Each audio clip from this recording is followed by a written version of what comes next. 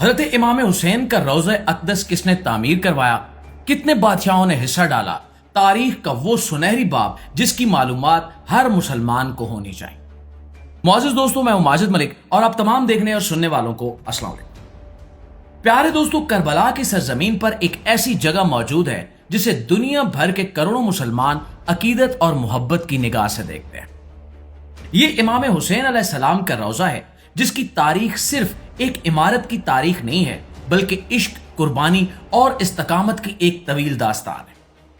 امام حسین علیہ السلام کی شہادت کے بعد ان کی قبر مبارک ایک سادہ سی نشانی کے طور پر موجود تھی، لیکن وقت گزرنے کے ساتھ ساتھ لوگوں کی محبت بڑھتی گئی اور اس مقدس مقام کی تعمیر کا سلسلہ شروع ہوا۔ شہادت کے تقریباً 4 سال بعد یعنی 65 ہجری میں مختار بن عبیدہ ثقفی نے سب سے پہلے قبر مبارک کے گرد ایک 4 دیواری تعمیر کروائی۔ اس کے ساتھ ایک مسجد نما عمارت بھی بنائی گئی اور قبر مبارک پر پہلا گنبد تعمیر کیا گیا۔ دوستو، کہا جاتا ہے کہ یہ اسلامی تاریخ میں بننے والی ابتدائی گنبدوں میں سے ایک تھا، مگر یہ سفر اتنا آسان نہیں تھا۔ وقت کے مختلف ادوار میں کئی حکمرانوں نے اس روضے کو مٹانے کی کوشش بھی کی۔ عباسی دور میں سب سے پہلے ہارون الرشید نے 171 ہجری میں روضے کے گنبد اور اس کی چھت کو گرا دیا۔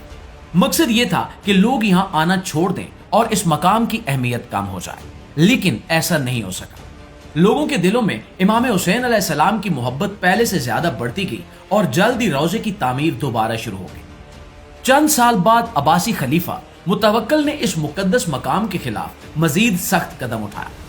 236 ہجری میں اس نے نہ صرف عمارت کو گرا دیا بلکہ زمین کو ہموار کرنے اور اس جگہ کے آثار تک مٹانے کی کوشش کی۔ بعض روایات کے مطابق اس علاقے میں پانی بھی چھوڑا گیا تاکہ لوگ قبر مبارک تک نہ پہنچ سکے، لیکن عقیدت اور محبت کو کسی دیوار اور پانی سے نہیں روکا جا سکتا۔ زائرین خفیہ طور پر یہاں آتے رہے اور امام حسین علیہ السلام سے اپنی محبت کا اظہار کرتے رہے۔ ناظرین گرامی، متوکل کے بعد اس کے بیٹے المستنصر نے حالات کو بہتر بنایا۔ اس نے 247 ہجری میں روضے کی دوبارہ تعمیر کروائی اور زائرین کو یہاں آنے کی اجازت دی۔ کچھ عرصے بعد یعنی 280 ہجری میں گنبد، دیواریں اور نئی چھتیں تعمیر کی گئیں۔ اس طرح روضہ ایک بار پھر اپنی خوبصورتی کے ساتھ کھڑا ہو گیا۔ پھر 10ویں صدی میں ایک اور اہم دور آیا۔ بوئی حکمران آزاد دولہ بختیار نے روضے کی بڑے پیمانے پر تعمیر کروائی۔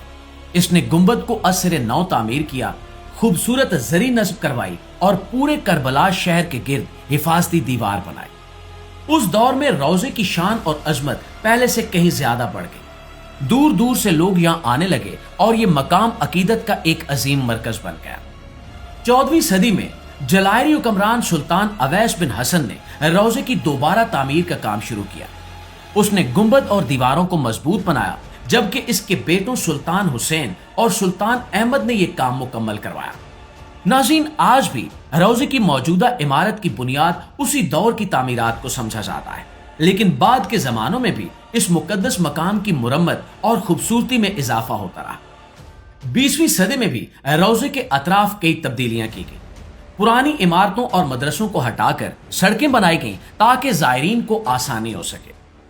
پھر 21ویں صدی میں ایک نئی اور شاندار زری تیار کی گئی۔ یہ زری ایران کے شہر قم میں سن 2007 سے 2013 کے درمیان بنائی گئی۔ اس کا وزن تقریباً 12 ٹن تھا اور جب یہ زری تیار ہوئی تو اسے ایک عظیم جلوس کی شکل میں کربلا تک لایا گیا۔ راستے میں لاکھوں لوگوں نے اس کا استقبال کیا اور اپنی محبت کا اظہار کیا۔ پیارے دوستو، آج امام حسین علیہ السلام کا روضہ سونے چاندی، خوبصورت مینا کاری اور آئینہ کاری سے مزین ہے۔ یہ صرف ایک عمارت نہیں بلکہ حق، صبر اور قربانی کی ایک زندہ نشانی۔ تاریخ گواہ ہے کہ کئی بار اسے گرانے کی کوشش کی گئی، لیکن ہر بار یہ پہلے سے زیادہ عظیم اور شاندار بن کر سامنے آئی۔ یہی وجہ ہے کہ آج بھی اربعین کے موقع پر لاکھوں زائرین دنیا کے مختلف ملکوں سے کربلا کا رخ کرتے ہیں اور امام حسین علیہ السلام سے اپنی محبت اور عقیدت کا اظہار کرتے ہیں۔ یہ محبت صدیوں سے قائم ہے اور انشاءاللہ تعالی قیامت تک قائم رہے گی۔ اس حوالے سے آپ دوستوں کی رائے کیا کہتی ہے؟ نیچے کمنٹ سیکشن میں ہمیں ضرور بتائیے گا۔ ویڈیو اچھی لگی ہے، آپ کی معلومات میں اضافے کا باعث بنی ہے تو ہماری اس کوشش کو ایک لائک اور ایک شیئر ضرور دیجیے گا۔ انشاءاللہ آپ کی خدمت میں حاضر ہوتے ہیں ایک نئی ویڈیو کے ساتھ۔ تب تک اپنا ڈھیر سارا خیال رکھیے۔